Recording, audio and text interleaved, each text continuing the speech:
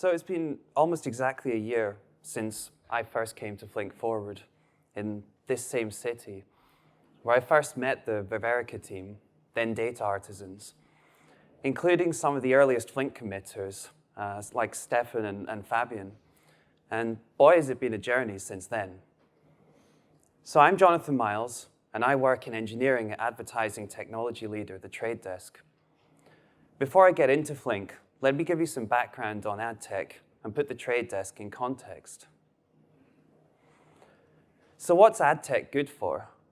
Why does ad tech even exist? Well, publisher content needs to be paid for somehow. A number of sites use subscriptions and paywalls, but most sites are paid for by advertising. So the ad tech industry is enabling the internet to be predominantly free to consume. So traditionally, this has worked by ads being bought in bulk, and the process is of limited targeting. With limited targeting, users have seen many irrelevant ads, and often the same ads repeatedly. So the value for the brands has been questionable, so they've been offered bulk discounts that have led to publishers making less money. So more recently, with the advent of what's known as real-time bidding, a bit like a stock exchange for advertising, brands have become empowered with the ability to make real-time decisions about the ad spots that they buy. So brands can decide on a per-user and per-page load basis which spots they want to buy and how much they're worth to them. But real-time bidding comes with many scale challenges that brands often don't want to deal with. Now, the Trade Desk is a platform that brands use to transact their advertising campaigns on these exchanges. Brands define their targeting rules in advance, and our back-end system looks at around 9 million ad spots every second to find those that match. Each of those 9 million transactions must be evaluated in somewhere around 30 milliseconds, otherwise the opportunity is lost. So we're helping the brands by taking on those scale and data matching challenges. So the system's high volume, and it comes with low latency demands. So not surprisingly, there are lots of really interesting tech challenges to be found here, ones that aren't always so obvious on the surface either. Personally, having a big data analytics background in Microsoft, I'm in awe at the similarities, the data-driven needs, and the analysis and reporting of large multi-dimensional data sets. So, where does Flink come into all of this, and what did we build in the last year? Here's an overview of the Trade Desk's reporting systems. As you can see, we have a homegrown batch or ETL system that takes in a whole bunch of incoming logs from bidders and other servers across the system. So these are real log files, and they're things like the ads that we bid on, the ads that we win. There's actually a log file for all of the ads that we actually see there as well. Now, the batch system processes all of these and puts them into a number of different databases, such as Vertica and Microsoft SQL, for various different kinds of reporting needs, whether it's batch or interactive. The ETL system itself served us well since the early days of the company. But as most organically homegrown systems come to be, we ran into some common scalability issues. So we started looking for an alternative. We were looking for a solution that was operationally easier to manage, really in terms of being able to scale up and down. And we were also looking for better process isolation and decentralized storage. So stream processing seemed like a great fit. And ultimately, we chose Flink after evaluating other options. You're welcome to come and talk to us today about those other options. I'm not going to talk about it much now. So we embarked on building a data pipeline using open source software. And we hooked into an early stage in the ETL system to harness the fact that it was already collecting most of our log files. So we built a system that converted those log files and put them into Kafka so they're much easier to consume downstream. And on top of this, we built 3 distinct products using Flink. We found Flink support in 2 main areas: the community Apache Flink software itself, and a partnership with Ververica. So firstly, with the Apache Flink software, here's where we found the streaming API to be high level and abstract. It meant we wrote very little code, and very little code needed to be written, and it meant that we kept the testing surface area really small. We found that most of the distributed systems tasks were already done for us. And what do I mean by that? I mean the networking, the serialization, the partitioning of keyed streams, the repartitioning of those streams when you scale up and down. Then there's like the high-level guarantees, like at least once and exactly once. And then even the fault tolerance with the state backend mechanism with checkpoints and save points. We also found that most of the sysadmin challenges were common across jobs.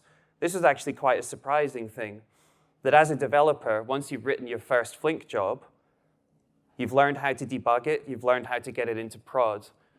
It's quite simple and easy then to take those learnings and go and apply them to someone else's job where you don't necessarily fully understand how the DAG works.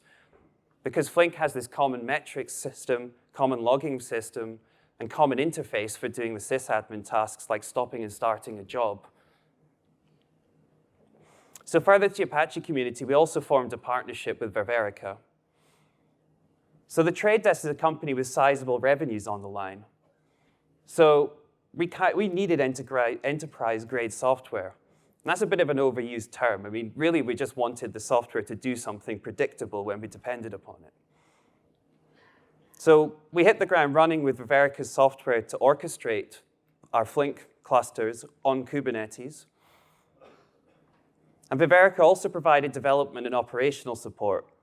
So we integrated with them early in our dev life cycles and leaned on their feedback and intuition. And finally, as a gateway to the Flink community, helping to resolve many little corner cases and interactions. I mean, one great example there is I was chatting to someone last night about the Netflix patch to do the prefix hashing in S3, for example, helping us to prioritize things like that when we really needed them. So we built 3 products comprised of around 14 distinct Flink jobs. Of those jobs, the biggest single job used around 300 cores and 400 gigabytes of state. I think the biggest job we have is something like peaks at 6 million records per second, and we have smaller ones that go down to around about 1 million. Our data science teams internally needed access to raw data. For example, to analyze the effectiveness of targeting and to build better predictive targeting models. Turns out we weren't the only ones who needed to do this, as our advertising partners and brands increasingly have their own data science teams too. So we built a data lake product to put the raw data as Parquet files into S3, with the intention of building a data sharing platform on top of it for our partners. Now the second product transfers raw incoming data and stores it in HBase. And we primarily use this for calibrating and benchmarking our models. But having data in HBase turned out to be another useful store for our internal data science teams to query interactively. So these 2 products turned out to be relatively simple to implement with Flink. These were jobs that had single input topics and typically were writing to single output locations, single output databases. They also had inputs that were reasonably ordered. And I think the HBase job itself took around about a week for somebody to implement who had no prior Flink experience.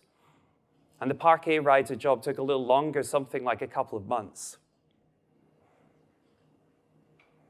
So our last use case, the third product, turned out to be much more challenging to implement with Flink, but also demonstrates this flexibility.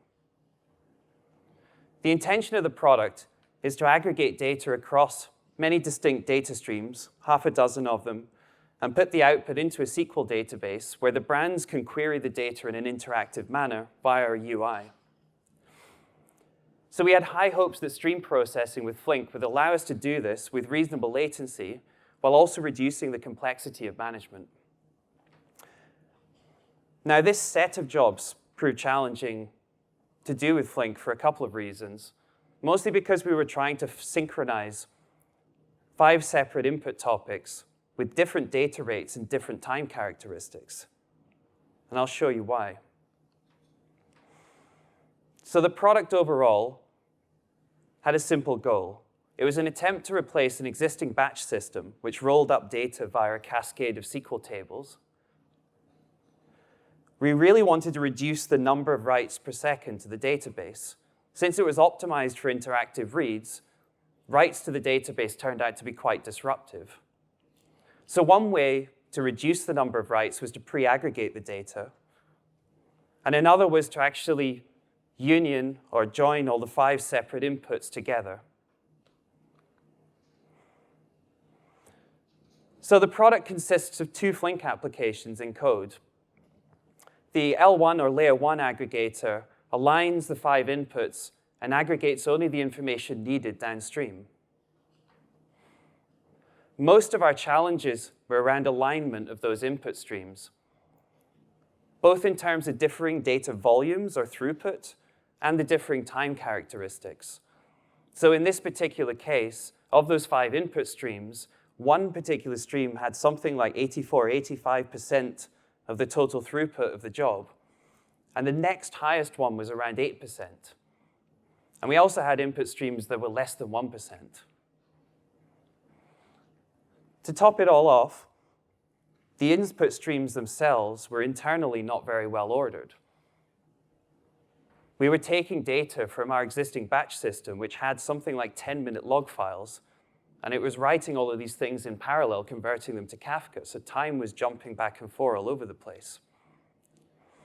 And then, on top of all that, across the streams themselves, most of them were delayed by around about 15 minutes through the log collection system, but one particular stream was delayed by more than an hour. So we had to get creative to synchronize across these constraints. Now, on the other hand, that's just the beginning. Then we also had the L2 or layer 2 aggregator in the middle. So it takes data from the L1 as a single input topic and rolls it up into particular dimensions. Each of these dimensions was output to a different Kafka topic, which ultimately ended up in a different SQL table in the database. So with the layer 2 aggregator, the main issue we found was hotspots. So we didn't have an even distribution of the data. This was by design. The skew is really down to business constraints. It's down to the way that we actually report the data to our users. So we have very small partners and huge partners. So we also had a challenge in making the Flink job entirely configurable. So we wanted to reuse the same binary across all sort of 6 instances, half a dozen instances of this job. So we had a bit of fun using Avro generic records and the schema registry, just so that we could pass in by parameter, for example, the Kafka topic that this was writing to, and let the job configure itself. Here's actually an example of what hotspots looked like in the layer 2 aggregator. In this case, you can see we'd allocated around half a core per task manager in Kubernetes. And you can see the effects of individual task managers getting pegged at the max CPU allowed by the Linux C group. So when the hotspots are caused by individual processing threads, in this particular case, we could scale it vertically and give it example 1 CPU instead of half a CPU. But that would actually be wasteful in general across the whole job because most of these task managers are not using very much CPU resource. So these hotspots were most difficult during catch-up. When attempting to run at multiples of real time, the interconnected nature of the Flink job is what made it very difficult and sort of slowed down the whole job's processing due to the internal reshuffles.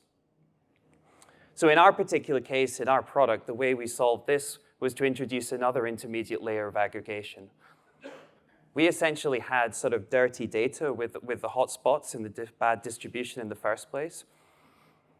So introducing an intermediate L2A layer in there managed to share the reduction in cardinality and share the CPU load needed to do that as it moved downstream through the pipeline. So we did consider other workarounds to the hotspot issue.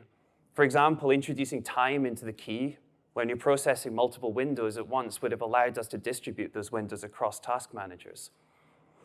And I can think of another couple of other generic solutions to this. I think it's one of the last distributed systems areas that we see in Flink as a framework to tackle. And I'll talk about this a little bit more. Going back to the layer 1 aggregator, the upstream one, the reason for synchronizing the 5 streams is so that we could map their fields to columns in a database. You can conceptualize it as the SQL query shown in the bottom left side. Essentially, we're just joining 5 inputs together by a common key and time window, then grouping by that key and aggregating by and summing by the values of the fields. So in stream processing terms, we're really unioning the records together, aligning them into keyed time windows and aggregating them. The output records become the rows in the database, and the columns in the column values in the database come from the fields in those output records. So there were 3 distinct challenges when building the L1 aggregator. Let's focus on the time synchronization part first. So luckily, time is an intrinsic part of the stream processing model in Flink with well-defined semantics. Our job is configured to use event time. That means that the execution time of the job is decoupled from the time of the data that we're processing. So the real effect of that is the job can run at 5 times real time or half of real time while processing the records in the same way. So in the L1 job, each source has its own independent event time. If you remember, these are log files that come from a batch system that are being converted from streams and put into Kafka. So the window operator in the DAG is synchronizing time for us across all of the inputs. It allows state to accumulate temporarily so that we can union the different fields from the different input records into a single output record, which eventually becomes a row in the database. So when the sources are unioned together, the downstream operator's time is the lowest of the inputs. That means in general that the job doesn't output data until all inputs are synchronized, i.e. it progresses at the rate of the slowest input. Hence, the job buffers all of the data from the 4 15-minute inputs until the 1-hour input is caught up. It's quite a lot of data in some cases, especially when one of those 15-minute inputs is the one that has 84% of our data. So the buffered records are stored using Flink's configured state backend. So for the plus 15-minute inputs, the data wasn't just delayed. It was also out of order, as I mentioned earlier, due to being converted from many separate 10-min log files. So the log files overlapped with each other, and they also had a little bit of skew at the end and beginning. So the lack of ordering meant that the event time jumped around between the boundaries. And when those jumps were backwards in time, it caused many records to be treated as late. By late, I mean they were either dropped or they were picked up by a late output tag for special processing. So luckily, Flink has a solution that can be used out of the box. This is the bounded out of orderness timestamp extractor.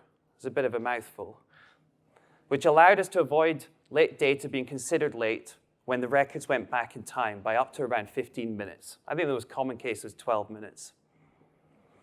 So we applied this timestamp extractor to each source independently. setting this allowed lateness depending on the upstream characteristics. So it's great that Flink is flexible enough to allow us to accommodate linking into the batch system in this way. But we still had the problem of delaying all of our data to align with the slowest input. So for the plus 1 hour stream, we actually decided to treat it as an entirely separate DAG in the same Flink job and writing to the same Kafka topic. Clearly, this reduced some of the benefits. As shown on the diagram, now each row in the database requires 2 writes, one for the union of the 4 lesser topics, lesser delayed topics, and another for the plus 1 hour topic.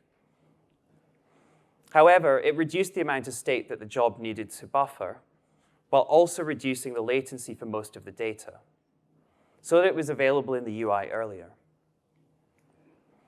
It's great that Flink is flexible enough to allow multiple independent DAGs in the same job. So now we've gone through time synchronization. Let's talk a little bit about the throughput synchronization and the asymmetric throughput across those inputs.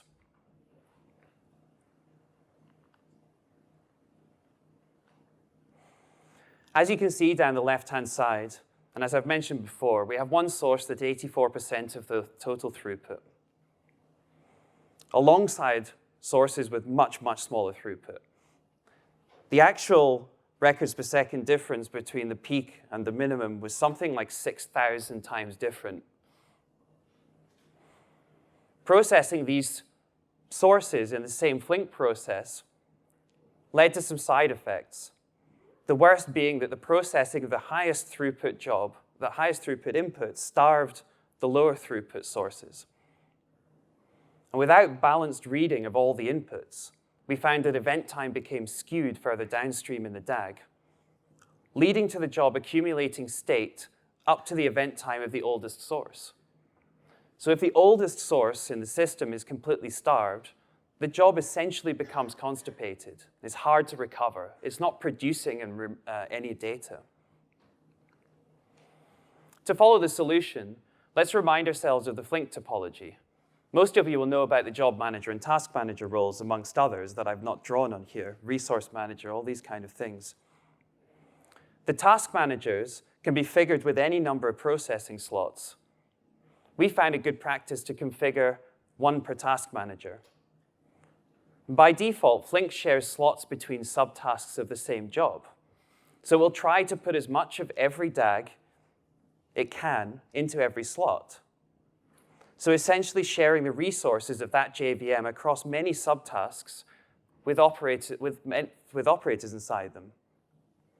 So by default, we're most likely to have the entire pipeline in every slot, i.e. reading all of the inputs. So essentially, every slot has these 2 DAGs. So there are, example, 300 instances of every source, operator, and sync by default, with sources that have differing throughputs. And this led to some sources being starved, while the job was able to keep up with the rest. So using Flink's slot sharing group API, we were able to achieve 2 things. 1, we were able to isolate the highest throughput Kafka consumers from the lowest throughput consumers and put them in different task manager slots so that they couldn't interfere with each other. And 2, we were able to balance the number of Kafka consumers for each input such that they were in a similar ratio to their throughput. So even during catch-up, they read records at roughly the same proportion.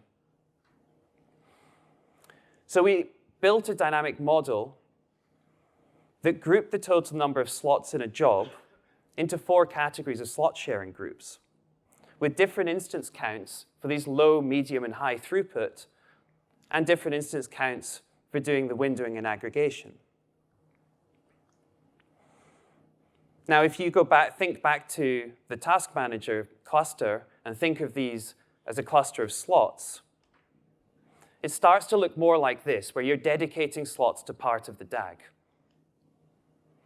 So it now means that the high volume sources are no longer competing with the low volume sources as they're in different slots. And it also means that when there's a backlog of data, in other words, when we're running faster than real time, that it's read in roughly the right proportion, avoiding the event time skew. So Flink's flexibility allowed us to build a workaround. And as I'll touch on later, there's ongoing work to make this easier out of the box. Comparing the default out-of-the-box behavior against our solution using slot groups, you can see that we're able to control the rate of consumption from the sources, isolating parts of the DAG into their own task manager slots also made monitoring their behavior a lot easier because their metrics were separated by host. Whereas by default, with the entire DAG inside every slot, it's hard to see which operators are using which resources in the graphs. One area where it's a little bit more tricky than the default behavior is with evenly distributing resource across the task managers. In building our model, we had to be very careful to allocate the right number of slots for each of our categories groups to avoid starvation or to avoid overallocation of resource. This is something that Flink will do for you by default. So now that we're done with the time and throughput synchronization, let's talk a little bit about late data. So late data is a concept in Flink's streaming model. Any record that arrives with a timestamp later than a previous watermark's timestamp is classified as late. In our case, since we use the bounded out-of-ordinance timestamp extractor, it's records that arrive at the source later than the out-of-ordinance threshold of, example, 15 minutes. So by default, the window operator will drop such records, but for this product, we wanted to keep them nonetheless. So we set up a side output to shunt the data into a separate path. So far, so good. We also wanted to aggregate the data in the late path, and that's where we ran into a side effect. We found that the late data wasn't being aggregated because the event time had already passed. So each record was being emitted as soon as it arrived, stealing from our write throughput budget to the database. So in another testament to Flink's flexibility, we found that we could configure the operator to aggregate in processing time while having the rest of the job operate in event time.